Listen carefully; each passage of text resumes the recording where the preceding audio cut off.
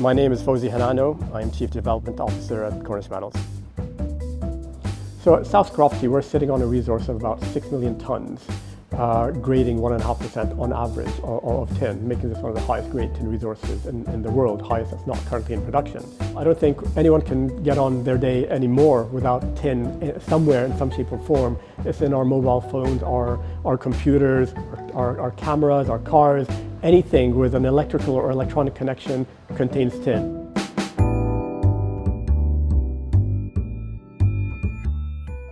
I'm Don Turvey, CEO of Cornish Metals. Cornish Metal bought South Crofty in 2016, when this mine stopped in 1998. They didn't stop because there was no tin left. It really stopped because of the tin price at the time. Really, they saw an opportunity to actually bring something into production, and the fact that this is like a brownfields expansion, existing infrastructure. And I think that really lured them across here, and to the extent that we now are divesting all our North American assets, and we should be done by that towards the end of the year. Well, South Crofty is our main asset here in Cornwall in the UK.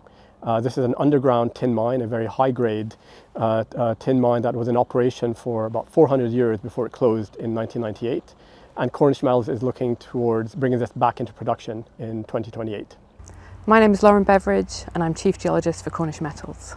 I'm in charge of a team of geologists, and we take care of any drilling that needs to happen underground, face mapping, 3D modelling of all the geological features, and then we're also responsible for calculating the tonnage and grade of what we've got left at South Crofty.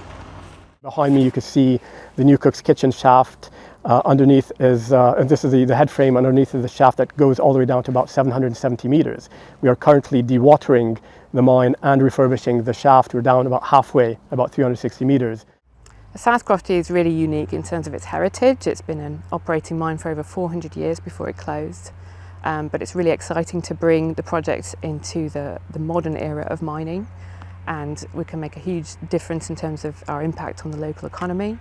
It's in a really unique position in terms of its accessibility, enables lots of people to work in a beautiful place without having to travel big distances to get to work. So it really is a unique project when you consider worldwide tin mines. It's around regulatory issues. What we found here, which is actually remarkable, the fact that we are permitted, so we didn't have to cross those hurdles. And yes, there are things from an environmental perspective you still need to do. We found the people very supportive, and I think ultimately it's about getting funding.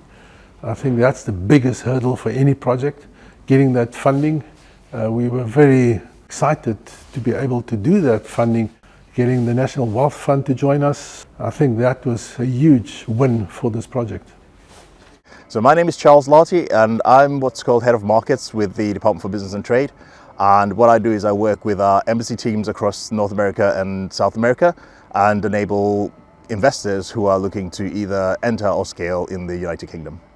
These are very complex operations, very complex from a health and safety perspective, but also from a planning perspective and also from an environmental perspective. And I guess that the final part is finance. Finance is always a big challenge for companies through schemes such as the National Wealth Fund, through things like the incentive schemes that we have for business, and actually through the strong financial markets we have in places like London. We do make it easy for companies to access the finance they need to grow. So when comparing South Crofty to other mines that I've visited all over the world, one thing that's very important that we get here is a strong community support. Having a social license to operate a mine is paramount. Without it, you cannot operate. And given that there's a strong historical heritage of mining in Cornwall, with tin mining dating back to the Bronze Age, it helps to have the local community behind us, local government and the UK government behind this to make this a success. My A-level geology teacher really inspired me to study geology at higher education, and she encouraged me to come down and apply to the Camborne School of Mines, which I did, and I did 4 years there, and it gave me a fantastic basis for the industry, taught me loads of practical skills that I would need out in the wide world, and I was able to get a job straight away in Australia learn all those great skills that I've needed ever since. We've got 80 people that's currently on staff. We're planning to grow that to over 300. So that's had a major impact already. You know, and all the contract work that we're currently doing, it brings employment into the area. I mean, all the work that's currently going on site, the different contractors, we see that that potentially could grow another 1,000 jobs potentially in the area.